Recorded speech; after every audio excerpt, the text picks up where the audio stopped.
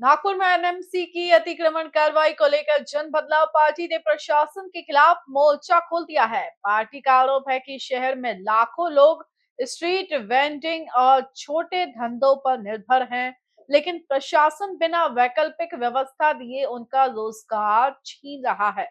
Party नेताओं ने कहा कि सरकार रोजगार देने में विफल रही है और अब गरीबों के पेट पर लात मारने का काम किया जा रहा है।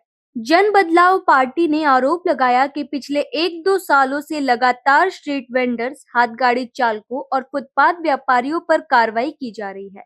पार्टी का दावा है कि करीब 1 लाख परिवार और 3 लाख से ज्यादा युवा सीधे और अप्रत्यक्ष रूप से इस रोजगार पर निर्भर है। नेताओं ने कहा कि संविधान के अनुच्छेद 21 के तहत हर नागरिक को जीने और काम करने का अधिकार है, लेकिन प्रशासन बिना सर्वे, बिना लाइसेंस और बिना वेंडिंग जोन दिए लोगों को बेदखल कर रहा है। पार्टी ने अधिकारियों पर गंभीर आरोप लगाते हुए कहा कि कार्रवाई के बाद पंचनामा तक सही तरीके से नहीं दिया जाता और जब सामान को डंपिंग यार्ड ले जाकर बेच दिया जाता है। जन बदलाव पार्टी ने कहा कि पहले स्ट्रीट वेंडर्स का सर्वे कराया जाए, उन्हें लाइसेंस दिए जाए और तय वेंडिंग जोन उपलब्ध कराए जाए। उसके बाद ही किसी तरह की कार्रवाई हो। जन बदलाव पार्टी का कहना है कि सरकार रोजगार दे नहीं पा रही और गरीब का छोटा मोटा धंधा भी बंद कराया जा रहा है।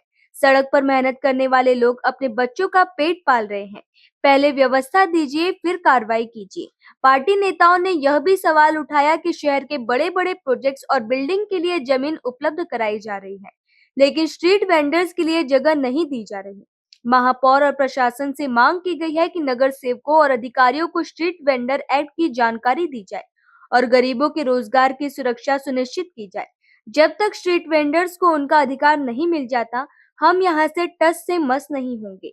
गरीबों के रोजगार पर बुलडोजर चलाना बंद करो, पहले उनका हक दो। नागपुर महानगर पालिका की कार्रवाई जो है वो बेरोजगारी के लिए, मतलब नागपुर के जितने जो लोग हैं, जो लोग रास्तों पे धंधा करते हैं, स्ट्रीट वेंडर्स, हॉकर्स, ये सारे लोगों के खिलाफ जो है यहाँ के माननीय नितिन गडकरी जो खासदार है, यहाँ के माननीय सुपुत्र देवेंद्र जी फडणवीस जो मुख्यमंत्री है, और यहाँ का पूरा प्रशासन जो है वो रोजगार दे नहीं सकता। महानगर पालिका के अभी लेटेस्ट में इलेक्शन हुए हैं, ये लोग रोजगार दे नहीं सकते और अतिक्रमण के नाम के ऊपर 1 लाख परिवारों को और 3 लाख से ज्यादा युवाओं को जो डायरेक्टली और इनडायरेक्टली स्ट्रीट वेंडर्स की हाथ गाड़ियों के ऊपर डिपेंडेंट है, उनको उजाड़ने का जो काम है वो कर रही है। और ये अभी की बात नहीं है, पिछले 1-1.5 साल से जन बदलाव पार्टी जो है लड़ रहा है स्ट्रीट वेंडर्स के लिए। मांग बहुत सिंपल है कि आप किसी को भी ऐसे बेदखल नहीं कर सकते, आप किसी के भी पेट पे जो लात है आप नहीं मार सकते, क्योंकि आर्टिकल 21 के अंतर्गत भी इनको जीने का